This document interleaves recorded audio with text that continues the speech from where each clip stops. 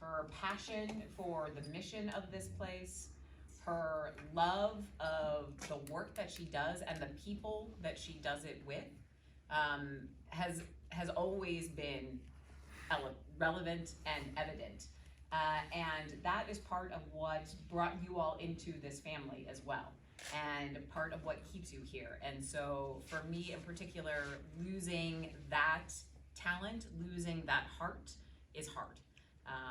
But I am thrilled to see what she does in the next phase of her life. I know with Rotary, and she is taking on a lot of additional community responsibilities and leadership, which is wonderful. So we know she is not going far. She is obviously on our permanent invitation list, so she cannot escape us. But I just wanted to extend to you publicly, so you know just how treasured you are. And I'm gonna.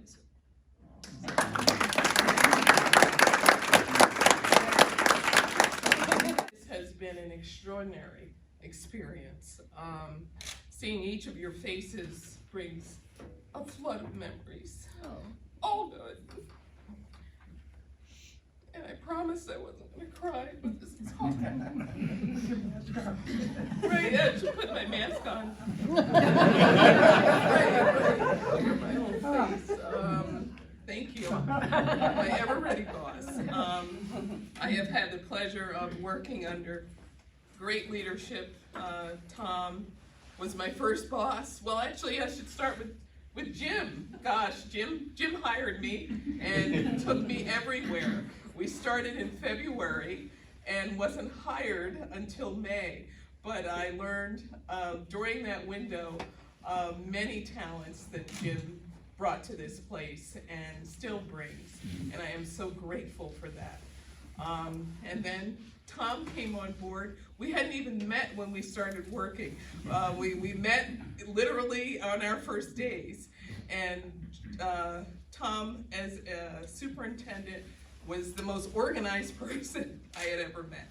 We had a huge calendar he put up on the wall that basically showed us what our year looked like, and he hit the ground running, and within 3 months we had a teacher conference. We had our first program was on gay marriage, and we just talked about what a huge shift this country has gone through from 7 years ago to today, when we were afraid that the Jackson Center was going to be bombed, or we didn't know what to expect. But it was a wonderful program, and that was again my first introduction to Greg and his wizardry as an interviewer. Greg met 2 of the petitioners in the Obergefell case and realized that one of them was from Jamestown and said, let's do a program on marriage equality. My first experience raising money for sponsors. Who were the gay people in Jamestown? All I knew was this was a fairly conservative area, but hey, would you like to support a gay marriage program? And people came out, and I met some wonderful people as a result of that. Jim Roselli and his son, who happened to be gay, the Campions, just incredible people, and the theater was full. And that was the beginning of my love affair with Jamestown as a great community who came out for its own and for the greater good. From Tom and his short tenure, I worked with Sue for a number of years and learned she was a marketing guru. That was her strength. And we rebranded the Jackson Center and brought a lot of her talents to bear. In her absence, Deke came on board, another superintendent. The man had a building named after him, so he certainly brought huge skill sets. And then we had the joy, of course, of Kristen.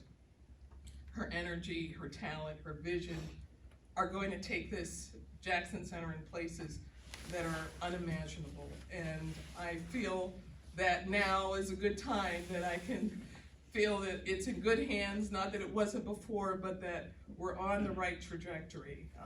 And in the midst of all this, we still have a huge community of folks who have brought real talent and passion. Raleigh, of course, who I never had the pleasure of working with, but when I met him, I fell in love. He's just one of my Jane, you understand. I don't know about the two of us, but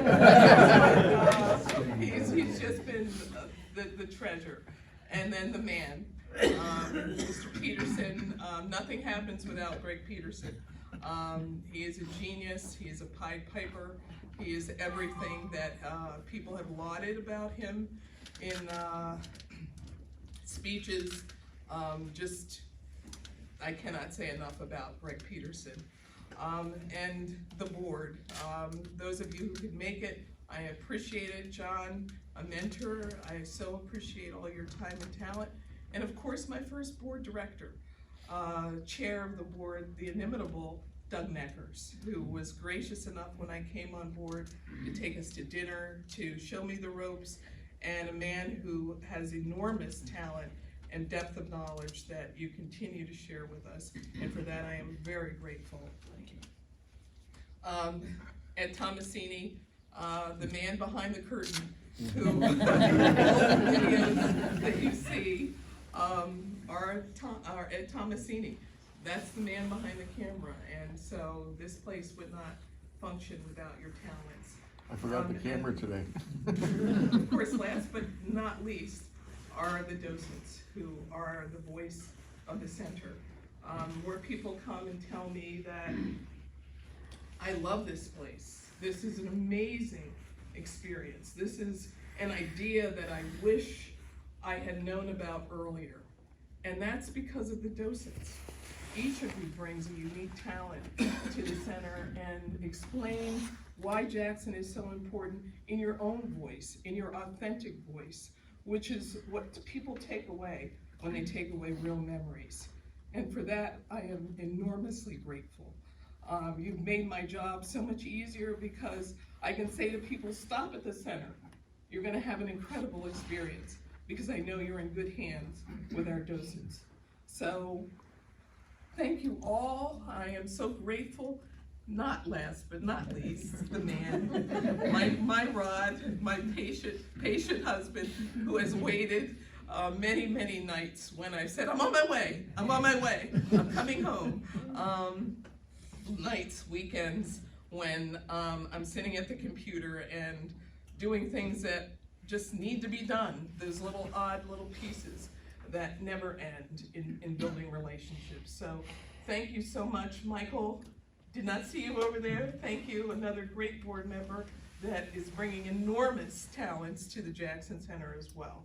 So all of you are a piece of my fondest memories, and I cannot thank you enough. And of course, the Community Foundation and Tori and Randy, who kept this place going for a number of years, and we do not take that for granted. So thank you for that, Tori, and just being great, great people. So thank you so much.